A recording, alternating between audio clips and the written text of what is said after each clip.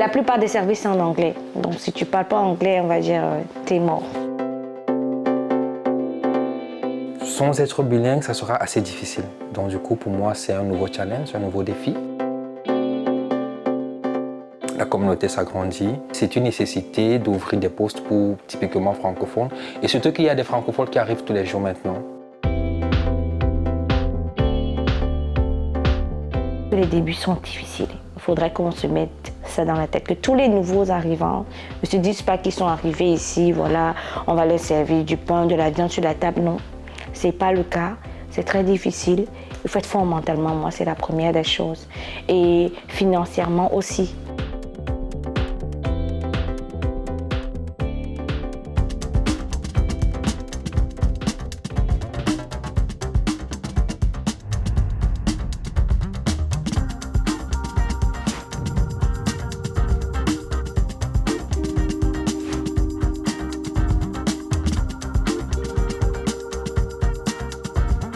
Attirer des francophones en dehors du Québec est une des priorités du gouvernement canadien. La ville de Cornwall, élue communauté francophone accueillante, attire de plus en plus de nouveaux arrivants d'expression française. Est-il réaliste de pouvoir travailler totalement en français à Cornwall et plus généralement, quelle est la situation de l'emploi dans la région? On a travaillé avec presque tous les employeurs en Cornwall. J'ai ici presque 19 ans et tu peux nommer un emploi et on a probablement travaillé avec eux.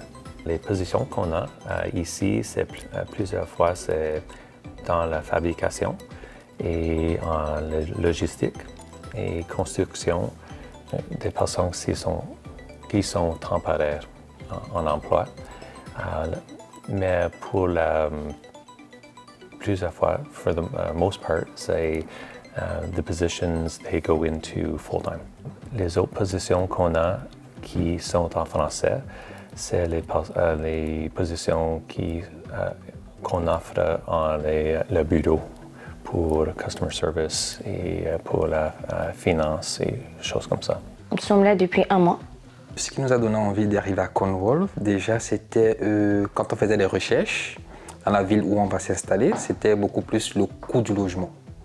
Le coût du logement ailleurs, c'était assez élevé. À Ottawa, quand on faisait les recherches, on était pour une maison de 3 chambres, on était dans les 2500, 2600, 2700, c'était vraiment énorme.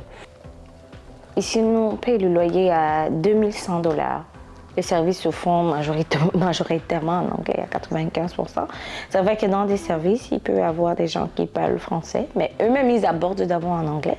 C'est lorsque vous demandez s'il y a quelqu'un qui parle français, que voilà, on vous dit non, il y a tel qui parle français, bien que la personne directement parle en français. Mais sinon, c'est 95% anglais.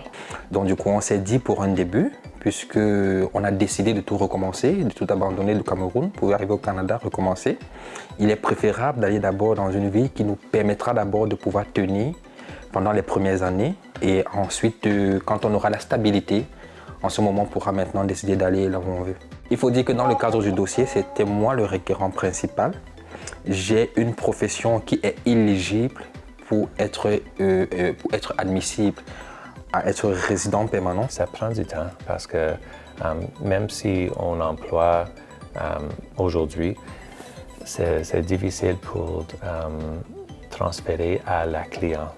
They'll start on our payroll, but oftentimes the requirements from the clients are a little bit more stringent, and for them to hire on full-time, they need to make sure that it's the right fit. And sometimes if the language barrier is too much, then it will delay getting hired on. C'est des choses comme financial analyst, customer service representatives, parce que les personnes qui sont dans les positions comme ça doivent parler avec les personnes qui sont dans Québec, parce que beaucoup de les bureaux, branches that they have to connect with, our head offices sont dans Québec. Au Cameroun, comme je vous l'ai signifié, j'ai été téléconseillère APCCI, une sous-traitance qui travaillait pour Orange Cameroun. J'ai été réceptionniste bilingue à la clinique de l'aéroport. Bon, de prime abord, je me sens à l'aise dans la relation client. Tout ce qui est, relation client à 360 degrés, je m'y sens à l'aise. J'ai déjà postulé à 2 ou 3. Bon, j'ai déjà une avancée par rapport à une seule candidature et voilà, je poursuis pour la suite. Pour ma part, déjà, comme je ne suis pas bilingue, c'est d'abord un très gros défi pour moi. Surtout que le poste que j'avais au Cameroun, assistant administratif, ici à Cornwall, il faut être bilingue pour l'avoir. Sans être bilingue, ça sera assez difficile. Donc du coup, pour moi, c'est un nouveau challenge, un nouveau défi. Je me suis déjà inscrit pour des cours d'anglais gratuits pour des nouveaux arrivants. C'est une nécessité d'ouvrir des postes pour typiquement francophones. Et surtout qu'il y a des francophones qui arrivent tous les jours maintenant. La communauté s'agrandit. Ça va essayer d'avoir un équilibre parfait sur les deux langues. Donc je me dis, donner la chance à ceux qui sont typiquement francophones. Et maintenant, avec le temps, ils vont essayer de s'améliorer. Mais sinon, c'est souvent bien précisé dans les offres d'emploi, on met là-bas langue parlée anglais. Les positions qu'on a, c'est trop technical, ça c'est pour marcher. Et ça va être dangereux pour les personnes parce que s'ils font des mistakes, des erreurs, ça va être pas bon pour la compagnie. Je peux dire confiamment qu'on a probablement placé quelque part à 600 à 900 personnes chaque année dans des positions. Et pour to give you an idea of newcomers, it's difficult because every position is different, but the volume is there. I would say it has significantly increased in the last few years, for sure. Je suis arrivé à Thialégène. C'était uniquement l'anglais. J'étais obligé de me servir de mon téléphone, traduction, pour essayer d'exprimer ce que je voulais en fait. Parce qu'on ne parlait qu'anglais là-bas. Si il y a tout cet ensemble, c'est-à-dire quelqu'un a son emploi ou bien son job, il réussit à s'occuper de sa famille normalement, moi je ne trouverais pas de raison de quitter Cornwall. Ça doit se faire de manière progressive, c'est tout un travail, il faut le faire step by step. Donc, j'ai placé quelques mots en anglais.